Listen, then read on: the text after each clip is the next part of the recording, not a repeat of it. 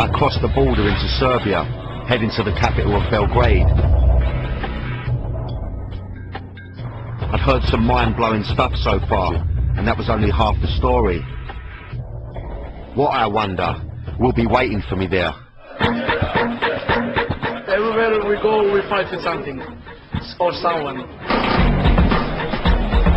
I like when they beat each other. I like when they beat police. I think that's life. That's football. It's the same feeling like a sex with two girls. In Belgrade, no rules.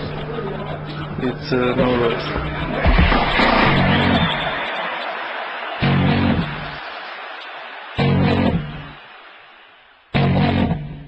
Belgrade's other firm, though, were not as shy as their city rivals.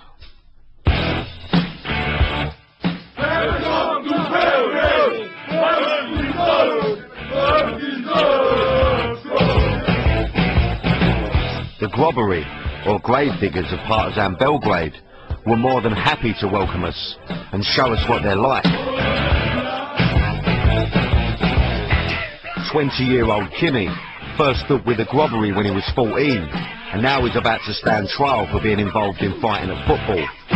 He's a member of a smaller group within the GROBARI called ALCATRAZ. We are ALCATRAZ. We are part of GROBARI. We are the strongest group on South Tribune and probably on Balkan. Every month the GROBARI family get together for a party. There's food, drink, drugs and karaoke.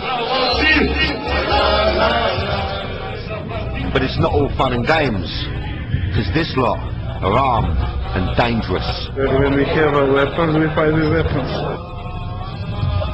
We haven't weapons, we fight with no weapons. The GROBARI are always up for it, especially when it comes to their neighbours, Red Star. There's always trouble, and today is Derby Day. It's Saturday, 1 PM, and in the streets around Partizan's ground, fans are starting to arrive, although they may be slightly outnumbered by the old Bill.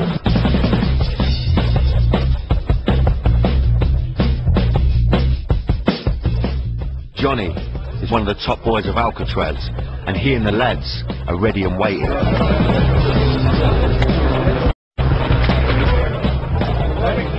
I don't care the game. We don't search for results.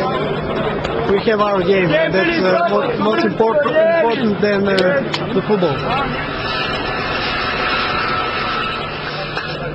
Most important for us is Partizan.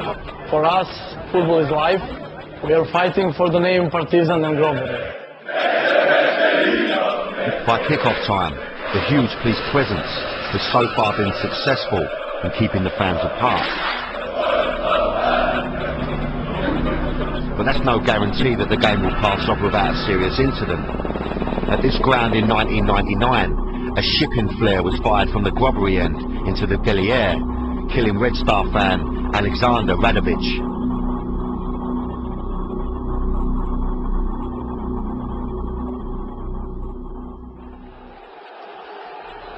And in 2000, one of the most serious disturbances occurred at Red Star's ground, as hundreds of fans fought a pitched battle.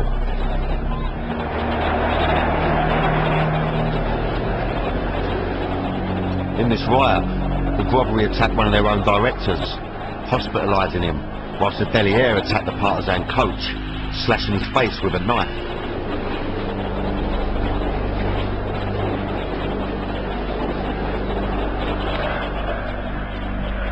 But today, the game's passed off peacefully. In fact, there's not been much action at all.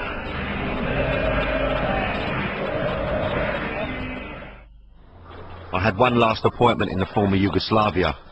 I was about to get up close and very personal with the GROBARI.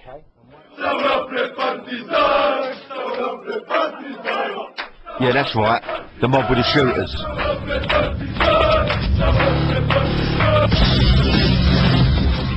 I was bang in the middle of their manor, and needless to say, well off mine. I mean, this is the ghetto. Where I'm meeting them now, like their little betting shops, like a bar betting shop type place. Apparently they're all plotted outside. I think I can see them actually.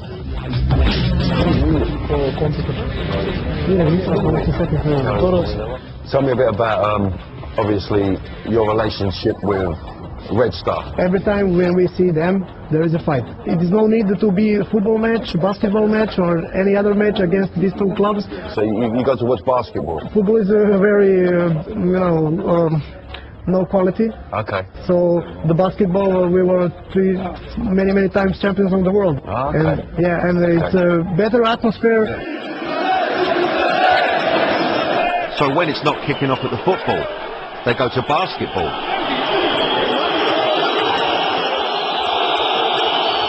Partizan and Red Star both have basketball teams.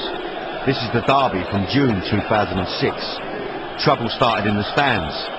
The police stormed the Red Star fans section and several fans fell down a staircase. More than 100 fans were injured. How do you feel about the clubs from Croatia?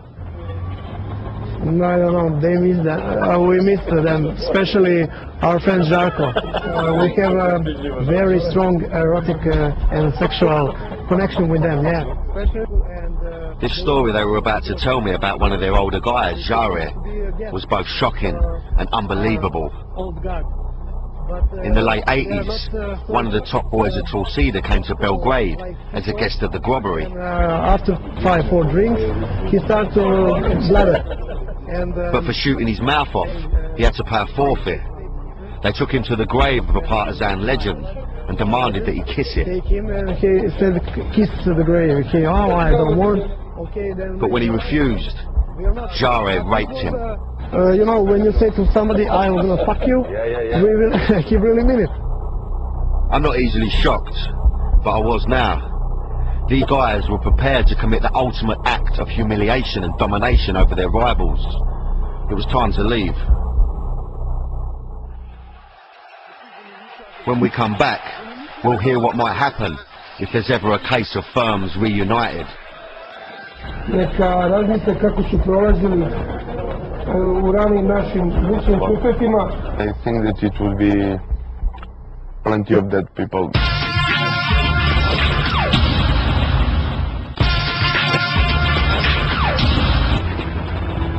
In the summer of 2003, Partizan Belgrade and Dinamo Zagreb met for a friendly in Switzerland that was anything but.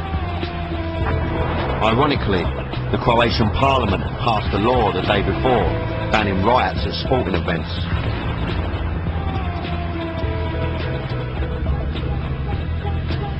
And over 150 Croats. Ove Hrvatinike mole Boga da ne bude ta liga i mislim da je nismo povukli.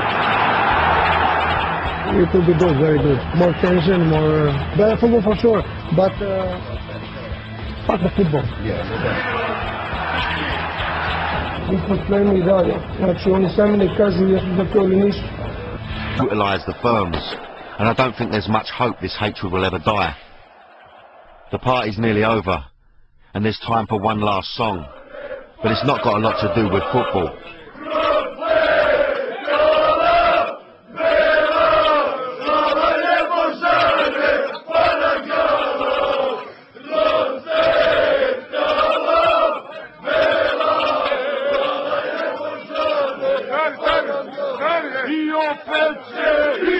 To see webisodes of Real Football Factories International, log on to bravo.co.uk/Real Football Factories International to check out the shape of global hooligans. After the break though, Brits behind bars.